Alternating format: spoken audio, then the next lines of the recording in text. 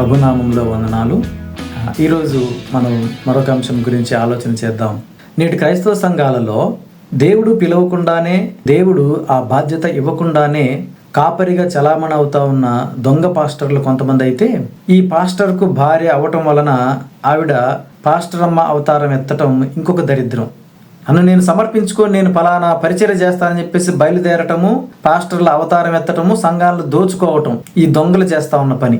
దేవుడు వారిని కాపరులుగా నియమించకుండానే కాపరి ముసుగు వేసుకొని పాస్టర్లుగా చలామణి అవుతున్న దొంగ పాస్టర్ల గురించి నేను మాట్లాడుతున్నాను. సంఘం కొరకు దేవుడు కృపావరాలను ఇచ్చాడు, పరిచర్య లేకపోతే బాధ్యతలను ఇస్తా వచ్చాడు. కృపావరాల గురించి మనము 1 కొరింథీ 12వ అధ్యాయము 4-5 వచనాలలో మనం ఏం చదువుతామంటే, కృపావరములు నానా విధములుగా ఉన్నవి కానీ ఆత్మ ఒక్కడే, మరియు పరిచర్యలు నానా విధములుగా ఉన్నవి కానీ ప్రభువు ఒక్కడే. కాబట్టి దేవుడు కృపావరాలను ఇస్తా వచ్చాడు సంఘక్షేమం కొరకు, విశ్వాసులకు ఇండివిజువల్గా. పరిచర్యలను కూడా ఆయన ఇండివిజువల్ వ్యక్తులకి ప్రభు ఇస్తా వచ్చాడు. సో కృపావరాలు గాని పరిచర్య బాధ్యతలు గాని అవి ప్రభు ఇచ్చేవి, నేను సాధన చేసి సంపాదించుకునేవి కాదు, అంటే ట్రైనింగ్ తీసుకుని సంపాదించుకునేవి కాదు. ఇది మనకు వాక్యం స్పష్టం చేస్తా ఉంది. కాబట్టి ఈ కృపావరాల గురించి మనం చూసినప్పుడు 8వ వచనం నుంచి 10వ వచనం వరకు మనం చదివితే, ఏలైనగా ఒకనికి ఆత్మ మూలంగా బుద్ధి వాక్యమును, మరి ఒకనికి ఆత్మను అనుసరించిన జ్ఞానవాక్యమును, అలా చెబుతూ మరి విశ్వాసము, స్వస్థపరచు వరములు, అద్భుత కార్యములను చేయు శక్తియు, ప్రవచన వరమును, ఆత్మల వివేచనయు, నానావిధ భాషలను, భాషల అర్థము చెప్పు శక్తియును అంటూ మనకు అక్కడ కొన్ని కృపావరాల గురించి స్పష్టంగా వాక్యం తెలియజేస్తా ఉంది. 11వ వచనంలో మనం ఏమని చదువుతాము, ఆ ఆత్మ ఒకడే తన చిత్తము చొప్పున ప్రతివానికి ప్రత్యేకముగా పంచి ఇచ్చుచు కార్యసిద్ధి కలుగ చేయుచున్నాడు అని మనం చదువుతాం. సంఘము క్రీస్తు శరీరం అయితే, ఈ శరీరము క్షేమాభివృద్ధి పొందడానికి దేవుడు విశ్వాసులకు ఆయన చిత్తము చొప్పున, ఆయనకు ఇష్టము వచ్చిన రీతిగా, ఆయనకు నచ్చినట్లుగా ఆత్మ వరాలను, కృపావరాలను ఆయన అనుగ్రహిస్తా ఉంటున్నాడు అనమాట. సంఘక్షేమం కొరకు విశ్వాసులకు ఎవరికి ఏ కృపావరం ఇస్తాడనేది దేవుని ఇష్టం. అది అట్లనే పరిచర్యల విషయంలో కూడా ఆ పరిచర్యలను అనుగ్రహించేది, విశ్వాసులను నియమించేది కూడా ఆయనే. ఎవరు అపొస్తలులుగా వెళ్ళాలి, ఎవరు స్వార్థికులుగా వెళ్ళాలి, ఎవరు కాపరిగా ఉండాలి, ఎవరు ప్రవక్తగా ఉండాలి, ఇట్లాగా పరిచర్యలను వారి వారి సామర్థ్యాలను బట్టి దేవుడు ఇవ్వడు. లేకపోతే నేను ప్రాక్టీస్ చేసిన దాన్ని బట్టి దేవుడు నాకు ఇవ్వడు. లేకపోతే నేను బాగా ట్రైనింగ్ తీసుకున్నాను కాబట్టి, సాధన చేసి తర్ఫీదు పొందాను కాబట్టి నాకు ఆ పరిచర్య ఇవ్వడు, ఆ అబిలిటీస్ ఇవ్వడు దేవుడు. కృపావరాలలో ఎలాగైతే దేవుడు తన ఇష్టం చొప్పున ప్రతివానికి పంచి ఇస్తా ఉంటున్నాడో, అవి ఎలాగైతే మనము కష్టపడి సంపాదించుకునేవి కాదో, అవి మన సామర్థ్యం కొలది, మన ఎబిలిటీస్ని బట్టి వచ్చేవి కావో, అట్లా పరిచర్యలు కూడా దేవుడే పంచి ఇస్తా ఉంటున్నాడు అనమాట. అదే 1 కొరింథీ 12వ అధ్యాయం 28వ వచనం నుంచి మనం చదివినప్పుడు, మరియు దేవుడు సంఘంలో మొదట కొందరిని అపొస్తలులుగాను, పిమ్మట కొందరిని ప్రవక్తలుగాను, పిమ్మట కొందరిని బోధకులుగాను, అటు పిమ్మట కొందరిని అద్భుతములు చేయు వారిని గాను, తరువాత కొందరిని స్వస్థపరచు కృపావరములు గలవారిని గాను, కొందరిని ఉపకారములు చేయు వారిని గాను, కొందరిని ప్రభుత్వములు చేయు వారిని గాను, కొందరిని నానా భాషలు మాట్లాడు వారిని గాను నియమించెను అని కూడా మనం చదువుతాం. అంటే ఈ పరిచర్యలో మరి విశ్వాసులకు ఆ యొక్క ఎబిలిటీస్ ను ఇవ్వటము, బాధ్యతలను చేయటానికి వాళ్ళని నియమించటం అనేది అది దేవుడు చేసే పని. నేను ఎంచుకొని పోయేది కాదు. నేను భాషలు మాట్లాడతానని చెప్పేసి బయలుదేరితే కుదరదు, నేను ప్రవక్తనని చెప్పేసి బయలుదేరితే కుదరదు, నేను కాపర్ని అని చెప్పుకొని బయలుదేరితే కుదరదు. ఈ సామర్థ్యాలను లేకపోతే ఈ పరిచర్య బాధ్యతలను దేవుడు నాకు ఇవ్వాలి. అది వాక్యం స్పష్టం చేస్తా ఉంది. విశ్వాసులకు వీటిని ఇచ్చేవాడు, లేకపోతే ఈ పరిచర్యలను, ఈ బాధ్యతలను నెరవేర్చినట్లుగా విశ్వాసులను నియమించేవాడు దేవుడు.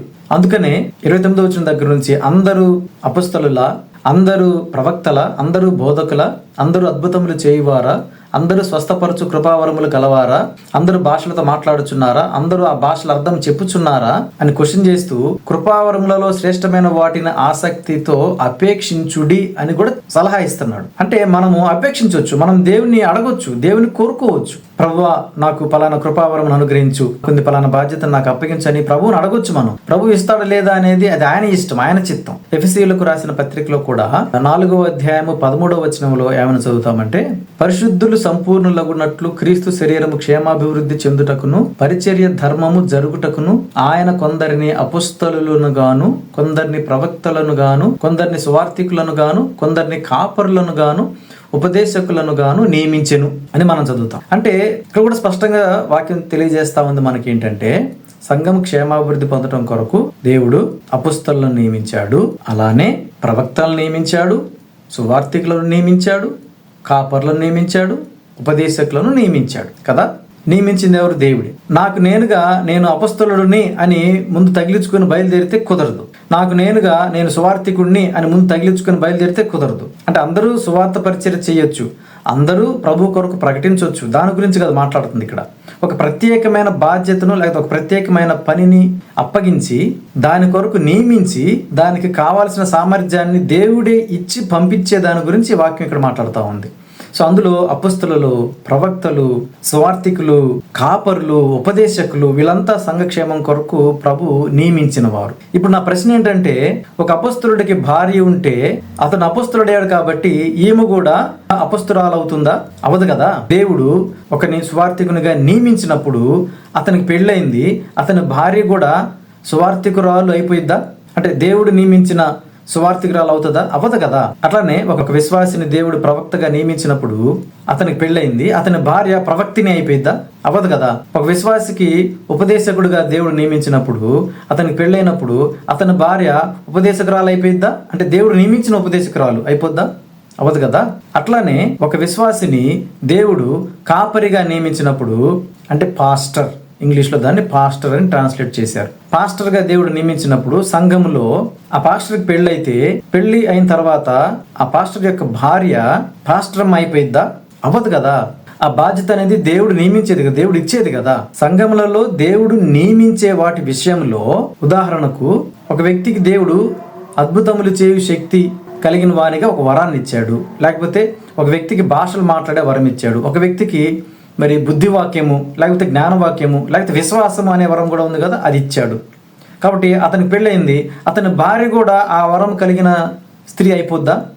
అవ్వదు కదా. అలా కాదు కదా. దేవుడు ఒక్కొక్క విశ్వాసికి ఒక్కొక్క కృపావరాన్ని లేకపోతే ఒక్కొక్క పరిచర్యను ఏదైనా ఆయన అప్పగించవచ్చు, ఏదైనా ఆయన పంచివచ్చు, ఏదైనా సామర్థ్యాన్ని ఆయన ఇచ్చేది. అది మనము సంపాదించుకునేది కాదు, మనం కష్టపడి సాధించేది కాదు. కనుక ఒక సువార్థికుడికి, ఒక ఉపదేశకుడికి, ఒక అపొస్తలుడికి, ఒక ప్రవక్తకు, లేకపోతే భాషలు మాట్లాడే ఒక విశ్వాసికి, లేకపోతే జ్ఞానవాక్యము వరముగా ఇవ్వబడిన ఒక విశ్వాసికి, ఇట్లా చెప్పుకుంటూ పోతే ఈ కృపావరాలు కానీ లేకపోతే పరిచర్య ధర్మాలు కానీ చేయుటకు నియమించబడిన వీరికి పెళ్ళైన తర్వాత వారికి వచ్చిన భార్యలు ఈ కృపావరం కలిగిన వాళ్ళుగా ఉండరు కదా. ఎందుకంటే ఆమె విశ్వాసి అయితే ఆమెకి ఏ రకమైన కృపావరం ఇస్తాడు అనేది అది దేవుని ఇష్టం. కానీ అదేంటో విచిత్రంగా ప్రపంచంలో మీరు గమనించండి, అసలు ఆ వ్యక్తి పాస్టర్గా దేవుడి చేత నియమించబడ్డాడో లేదో మనకు తెలియదు. వాస్తవానికి అది దేవుని చేత ఇవ్వబడిన బాధ్యత లేదో మనకు తెలియదు. ఏదో కొంత ట్రైనింగ్ చేస్తారు, లేకపోతే కొంత నేను ఇంకా పరిచర్యకి వెళ్తానని చెప్పి, సమర్పించుకున్నానని చెప్పి, రకరకాల సాక్ష్యాలు చెప్పి నేను పాస్టర్ని అని బయలుదేరతారు. సరే, వచ్చిన వాళ్ళలో కొందరు నిజమైన కాపరులుగా దేవుని దగ్గర నుంచి పిలుపు అందుకునే ఆ బాధ్యతను తీసుకుని చేస్తా ఉన్న కాపరులు ఉన్నారు, కొంతమంది దొంగ కాపరులు ఉన్నారు. ఈ దొంగ కాపరులు లేదా నిజమైన కాపరులు కూడా, వీళ్ళకి పెళ్ళి అయినప్పుడు వీళ్ళు పాస్టర్ కాబట్టి వచ్చిన ఆ స్త్రీ కూడా పాస్టర్ అయిపోయిద్దా? ఇదెక్కడ తెగులు?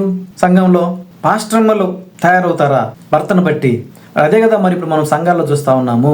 దాదాపుగా అన్ని సంఘాలలో, ఏదో కొన్ని సంఘాలు మినహాయిస్తే దాదాపుగా అన్ని సంఘాలలో పాస్టర్కి పెళ్ళైతే ఆమె పాస్టర్ అయిపోద్ది. ఈ పాస్టర్ గారిని అయ్యగారు, ఆమెని అమ్మగారు. ఈ పాస్టర్ గారిని స్పిరిచువల్ తండ్రి అని పిలవడం మొదలు పెడతారు, ఆవిడనేమో స్పిరిచువల్ తల్లిగా, మా ఆత్మీయ తల్లి. పాస్టర్ గారేమో ఆత్మీయ తండ్రి అయితే పాస్టర్మ గారేమో మా ఆత్మీయ తల్లి అని పిలవడం మొదలు పెడతారు. చెన్నైలో వేలచేరిలో ఒక చర్చ్ ఉంటుంది. ఆయన పెద్ద ఆయన సేవకుడు.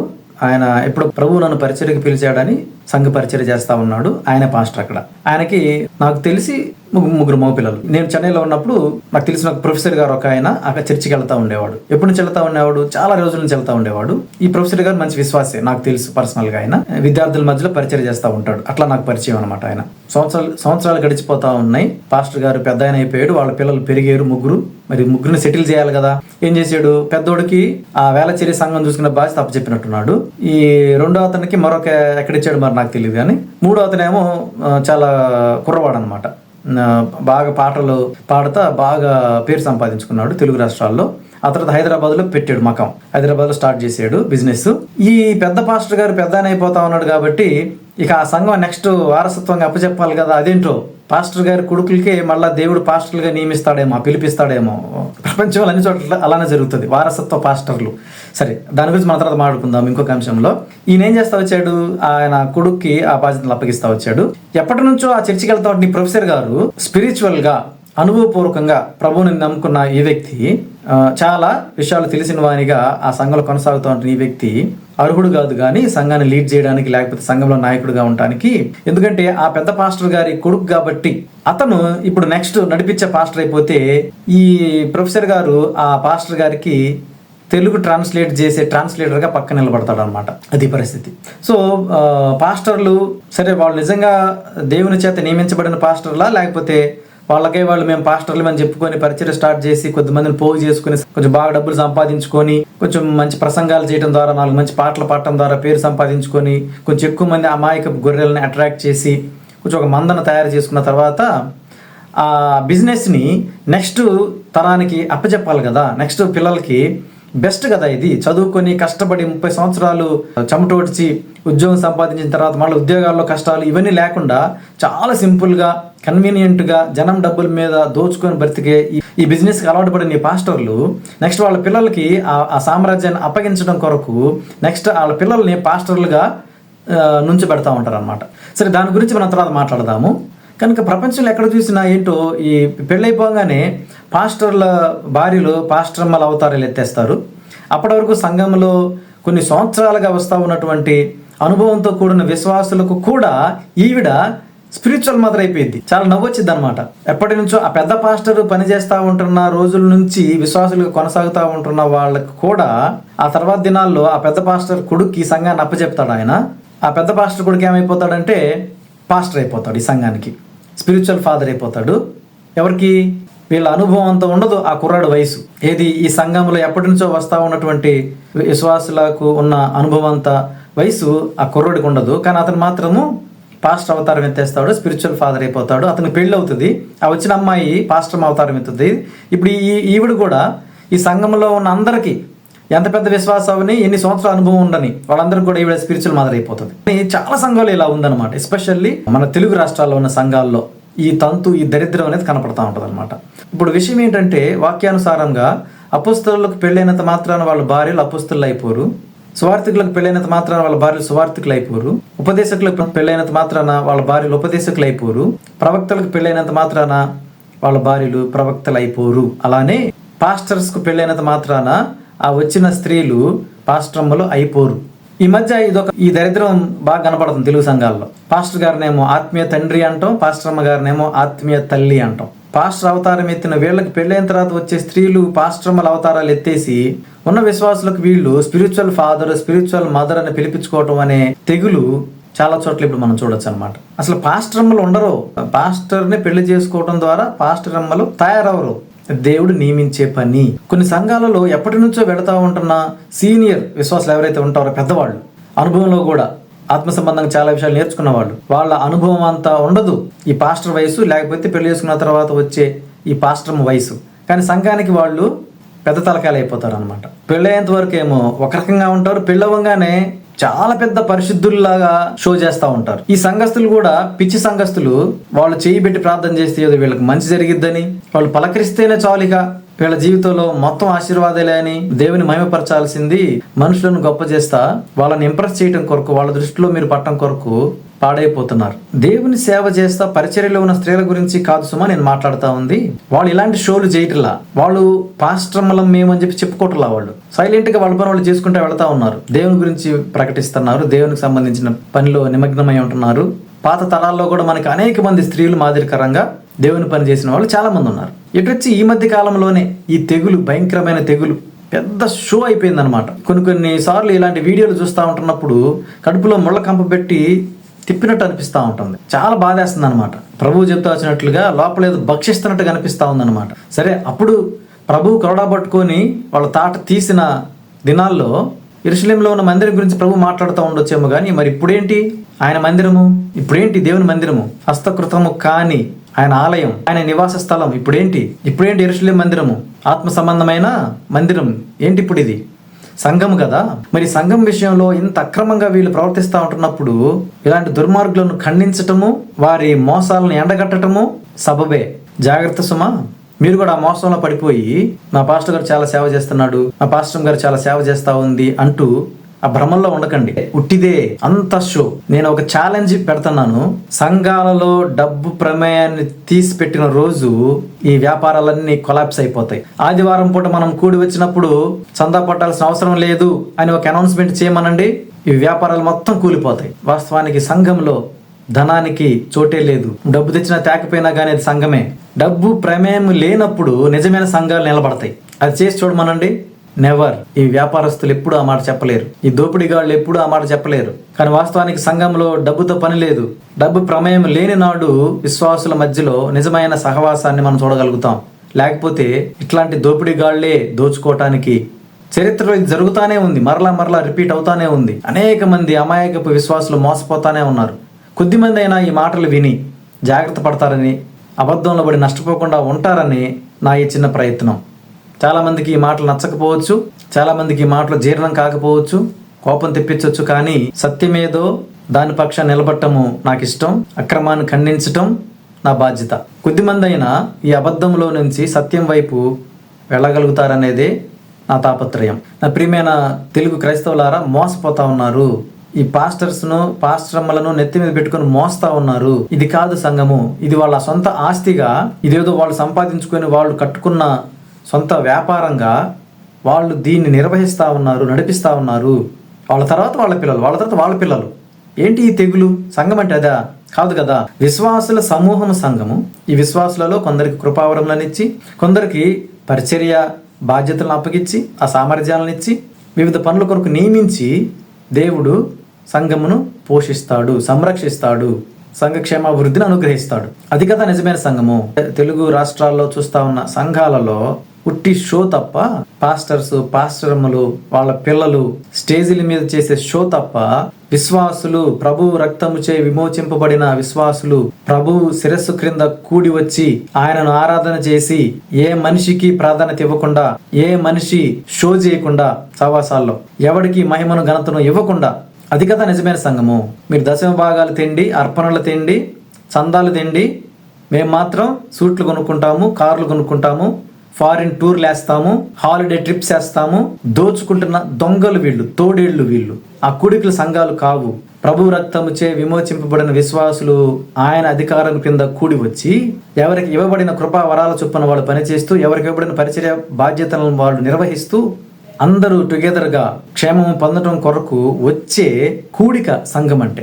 ఒకడు మన నెత్తి మీద నుంచొని పెత్తనం చేసే కంపెనీ, ఆర్గనైజేషన్, మత వ్యవస్థ కాదు సంఘం అంటే. ప్రియమైన సహోదరులారా, సంఘం అంటే ఏమిటో, సంఘ స్ట్రక్చర్ ఎలా ఉండాలనో, సంఘ క్రమం ఎలా ఉండాలనో క్రొత్త నిబంధనలో ప్రత్యేకంగా స్పష్టం చేసిన సంఘ క్రమానికి పూర్తి భిన్నంగా, వ్యతిరేకంగా, దొంగల గుహలుగా ఈరోజు సంఘాలుగా పిలువబడతా ఉంటున్న కంపెనీలు, ఆర్గనైజేషన్స్, వ్యాపారాలు, ఫంక్షన్ హాల్స్ విరివిగా మనం చూస్తున్నాము.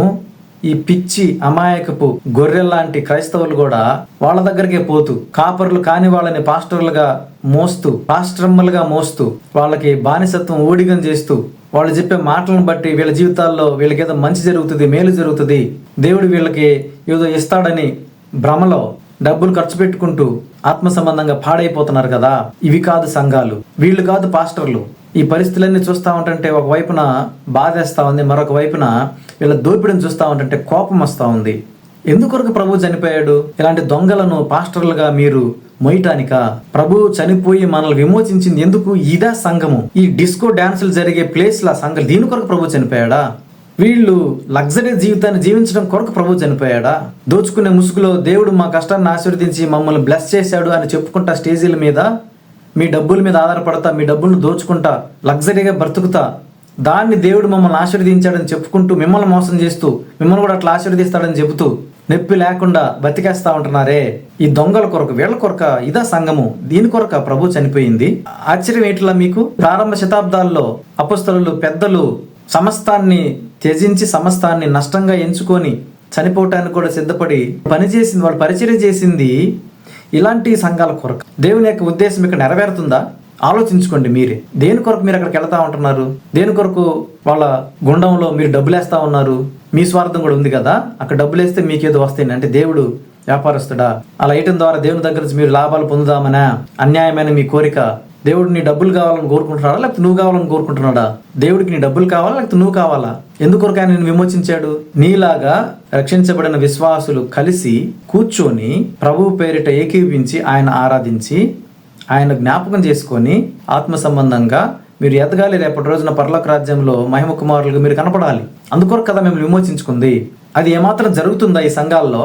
సొంత డబ్బా కొట్టుకోవటము, 4 రూపాయలు సంపాదించుకోవటము, వాళ్ళని వాళ్ళు మహిమపరుచుకోవటము, ఎంత భయంకరంగా మీరు కూడా వాళ్ళతో ఏకీభవించి వాళ్ళని సెలబ్రిటీస్గా మీరే కదా చేస్తుంది. స్పిరిచువల్గా మీరు మరగుజ్జులుగా ఉండిపోవటానికి, ఎండిపోయిన వాళ్ళుగా ఉండిపోవటానికి ఈ దొంగలు కారణము. వాళ్ళు అలా తయారవటానికి మీరు కారణం. వాక్యం చదవటం ఇంట్రెస్ట్ ఉండదు, దేవుని కొరకు పరిశుద్ధంగా బ్రతకడం గురించి ఆసక్తి ఉండదు. ఎప్పుడు చూడు ఆశీర్వాదాలు ఆశీర్వాదాలు ఆశీర్వాదాలు, లాభం కావాలి మీకు. ఎప్పుడు చూడు ఇశ్రాయేలీలు దేవుణ్ణి రాజుగా తృణీకరించారు. మాకు కంటికి కనపడి మా కళ్ళ ముందు నడిచే ఒక రాజు కావాలి, మిగతా రాజ్యాల వాళ్ళకి, మిగతా జనులకు ఉన్నట్లుగా అని దేవుని తృణీకరించారు. ఇప్పుడు మీరు అలానే చేస్తున్నారు. ప్రభువు పేరట మీరు విమోచింపబడిన సహోదరులుగా మీరు కూడి వచ్చి సంఘంగా కూర్చోండి అని ప్రభువు చెప్తే, కాదు మాకు ప్రభువు కనపడ్డ కాబట్టి మాకు శిరస్సుగా ఆయన అక్కర్లేదు, మాకు నాయకుడిగా శిరస్సుగా ఒకరిని పెట్టుకుంటాం, అతడు మాకు కనపడతాడు మా కళ్ళ ముందు, అతనే అన్నీ చేస్తాడు మా కొరకు. ఎంత భయంకరమైన అబద్ధంలో బ్రతుకుతా ఉంటున్నారు నా ప్రియమైన క్రైస్తవులారా. నా తండ్రి ఇంటిని గురించిన ఆసక్తి నన్ను భక్షిస్తా ఉంది అని ప్రభు వారి హృదయంలో ఆ మంట పుట్టింది చూసారా? అది నిజమైన కోపం. అంత కోపం ప్రభువు ఎక్కడ చూపించలేదన్నమాట ఆయనకి పరిచర్యలో. కానీ ఈ రోజు కూడా అదే వ్యాపారపు దొంగల గుహగా చేశారు సంఘాన్ని. ఈ దొంగ బోధకులు, దోచుకునే దోపిడీగాళ్ళు, పాస్టర్లు ముసుగులో సుఖాలకు అలవాటు పడి, చదువు ఉండదు, బహుశా చదివినా కూడా వాళ్ళు ఏ ఉద్యోగం చేసినా కూడా ఇట్లాంటి లగ్జరీ లైఫ్ అయితే వాళ్ళు జీవితంలో సంపాదించుకోలేరు. వేలకు వేలు, లక్షలు, కోట్లు జనం డబ్బును దోచుకుంటా, అమాయక క్రైస్తవుల డబ్బును దోచుకుంటా పెద్ద వ్యాపారాన్ని, పెద్ద దందాన్ని నడిపిస్తా ఉన్నారు ఈ దొంగ పాస్టర్లు, దొంగ బోధకులు. పిచ్చి అమాయకపు క్రైస్తవులారా, వాళ్ళ మోసంలో పడిపోయి మీరు నష్టపోకండి. ఆత్మ సంబంధంగా మీకు వచ్చే మేలు 0, మీకు కలిగే ప్రయోజనం 0. అవి సంఘాలు కావు, అవి వ్యాపారపు టీళ్లు, బిజినెస్ సెంటర్స్. దేవుడు వాటిని అసహ్యించుకుంటున్నాడు. ఆయన విలువైన రక్తాన్ని పెట్టింది వాటి కొరకు కాదు. ఒక పాస్టర్ భార్య ఎన్నడూ పాస్టర్ అమ్మ కాలేదు. ఒక డాక్టర్ భార్య చదవకుండానే డాక్టర్ అయిపోద్దా? ఒక లెక్చరర్ భార్య చదవకుండానే లెక్చరర్ అయిపోద్దా? పిలుచుకోవచ్చు అట్లాగా. ఇదైనా కష్టపడి సంపాదించుకునేవి. ఒక డాక్టర్ భార్య డాక్టర్ చదివి తను కూడా డాక్టర్ అవ్వచ్చు. ఒక లెక్చరర్ భార్య తను కూడా చదివి జాబ్ కొట్టి తను కూడా ఒక లెక్చరర్ అవ్వచ్చు. కానీ ఇవి కృపావరాలు, పరిచర్యలు అనేవి దేవుడిచ్చేవి.